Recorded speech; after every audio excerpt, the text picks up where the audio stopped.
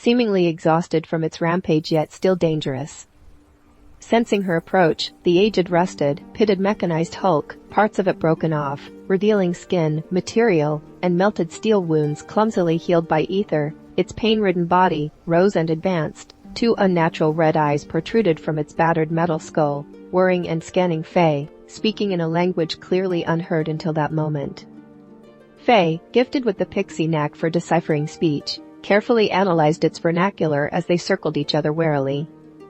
The creature's wings, now retracted and stable, hung at its back. Fae began to grasp its repeated words. Where are the humans? Where are my brothers and sisters? Tell me. Unaware of the centuries that had passed, it seemed lost in time. Then it spoke again, eyeing her curiously. What are you, little one? You are not human. It recognized her as the unconscious presence it had sensed in the tomb. Fae explained that humans had vanished into the unknown, a millennium ago. The creature paused, then declared its name, Ulysses. Its language, it revealed, was English, an ancient tongue found in dusty tomes. I remember a friend. It said, a woman who spoke like you, with an Irish lilt. Fae, puzzled by this, pressed on, listening intently. Ulysses wavered between lucidity and mechanical coldness, his frustration mounting. Fae senses something within him, a deep echo, a niggling feeling that Ulysses is hiding something, a distant thought, trying to surface. Suddenly, something within him snapped. His wings flared into terrifying, molten red blades, dripping raw ether, driving him into a violent frenzied rage.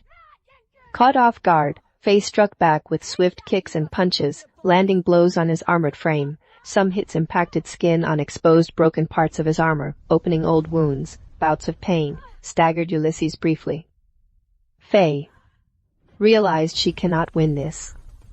For the first time, fear gripped her heart. She turned to flee, wings beating desperately, but Ulysses was faster.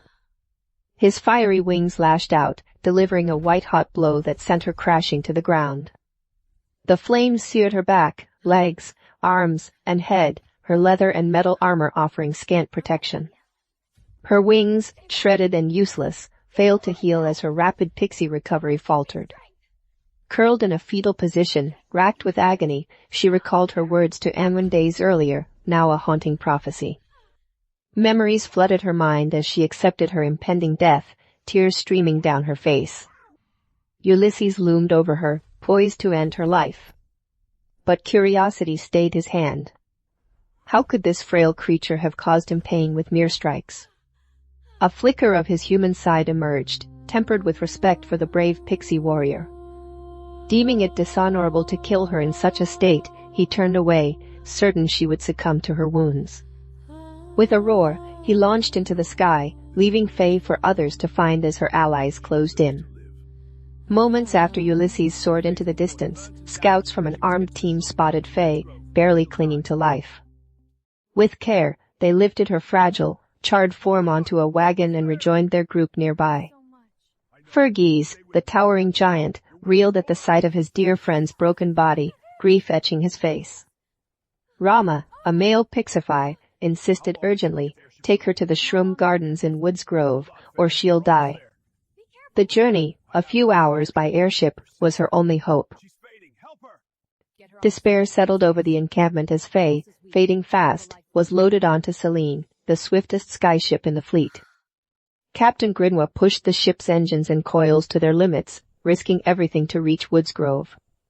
Many leagues later, still aboard Selene, Fae's condition worsened, teetering on the edge of death.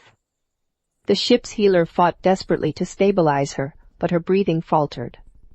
How long to Woods Grove? She's slipping, the healer shouted. Grinwa, spotting the great central tree, bellowed, we're here, shipmates. Selene descended as low as it could, and Fae, secured on a stretcher, was lowered via pulley to the ground. She was rushed to the Shroom Gardens, nestled at the base of the towering tree, a sacred place of healing and serenity, ringed by 6-foot mushrooms and vibrant flowers in pots along vine-draped wooden fences. Fae was laid on a room-carved wooden table at the garden's heart. The mushrooms released a soft lilac mist, enveloping the area in a soothing haze. Maya, Anwen, Fergie, and Rhea gathered near the center. Too tall to enter, Fergie sat solemnly outside the arched gate, beneath the lowest platform of Wood's gross tree-bound settlement.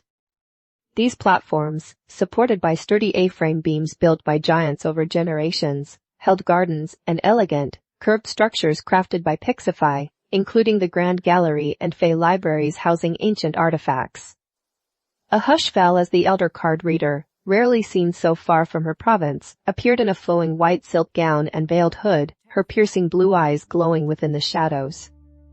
Approaching Faye, kept alight by the mist, she sprinkled a shimmering powder over her, sparkling like starlight. In a commanding voice, she declared, "To live, you must die." Anwen, shaken, started to protest, but Maya's raised hand and calm presence stilled her, stirring an odd sense of trust. The card reader addressed the crowd, her voice carrying to Fergie, straining to hear. "The mushrooms will aid our friend, but she needs her loved ones to stay by her side, urging her to choose life. She is in great pain and may wish to surrender.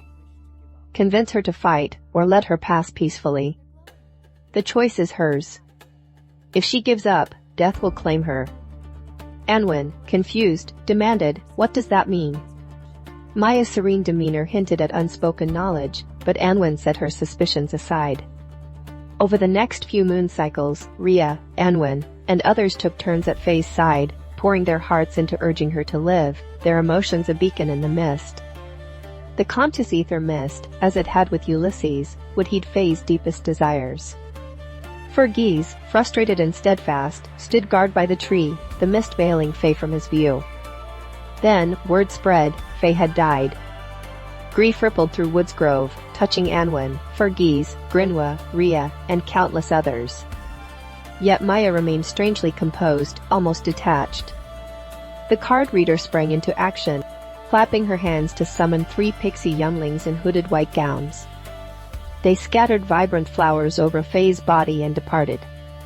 Raising her arms, the card reader sang a haunting, resonant incantation that echoed through the gardens, rousing Fergie from his vigil. Before leaving, she pointed to him. "You, giant, guard her. Let no one enter the garden." Fergie nodded silently, honoring her cryptic command. As moon cycles passed, the people of Woods Grove waited, speculating wildly about what would come. Meanwhile, the hunt for Ulysses intensified across the lands. Skyships scoured the skies, pixies and elves combed the lowlands, and giants braved treacherous terrains. Every resource was deployed, as all understood that the ancient entity's presence disrupted the ether's delicate balance, its instability threatening chaos as it vanished once more into hiding. Over the turnings of the moon, a mournful hush settled over Woods Grove as Faye's body transformed, encased in a cocoon. Of glistening mycelium, its surface hardening like a shell. A soft, silvery mist clung to her, obscuring her form and deepening the mystery. Fergie, tasked with guarding her, stood vigil in the garden, his heart heavy with confusion and sorrow, unable to pierce the mist or fathom why he watched over her still form. The air shimmered with an eerie, magical beauty, the cocoon glowing faintly under the starlight, as if whispering secrets of an ancient world. Nothing stirred until the 12th night. Beneath the full moon's radiant glow, a sharp crack shattered the silence, jolting Fergus. Awake he turned, startled to see an ornate wagon. Its carvings aglow with intricate patterns, rolling into view, drawn by 2 majestic horses. The card reader, her face lined with wisdom and secrets, stepped down with 3 younglings, their eyes wide with anticipation. Townsfolk began to gather, drawn by the sound, some stumbling from their homes, half asleep, others merely passing through. Maya and Anwen soon joined, their faces etched with quiet concern. The garden buzzed with chaotic, reverent energy. A sacred yet sorrowful moment unfolding under the moon's watchful gaze.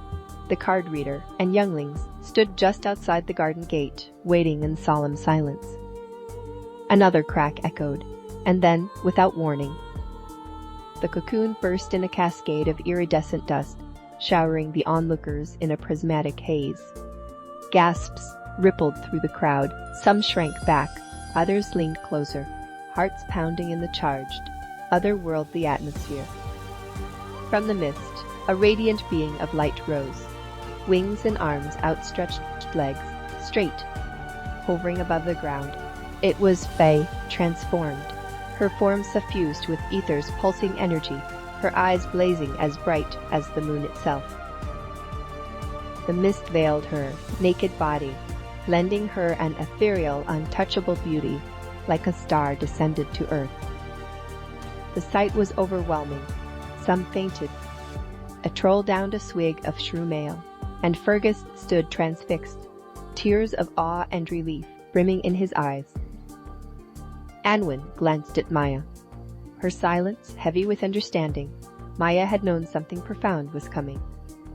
The light dimmed, and Fae, now a frail pixie Fae once more, collapsed into the mist, unconscious. The younglings rushed forward, draping a sheet over her before curious eyes could linger, and gently guided the weakened pixie to the card reader's wagon. The crowd parted, hushed and reverent, as the wagon rolled away. Rhea, arriving too late to witness the spectacle, froze at the sight of Fae, alive but shrouded, disappearing into the night.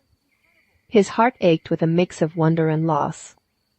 Anwen, desperate for answers, turned to Maya, who pulled her, Rhea, and Fergus aside to a quiet park nearby, where fireflies danced like tiny ether sparks. Under the moon's mournful glow, Maya's voice carried the weight of centuries.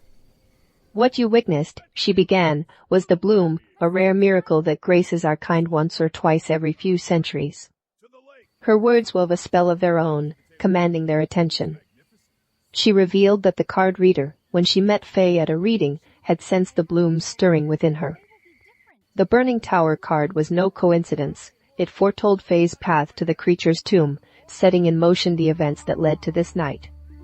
She needed to die, Maya said softly, her voice tinged with sorrow.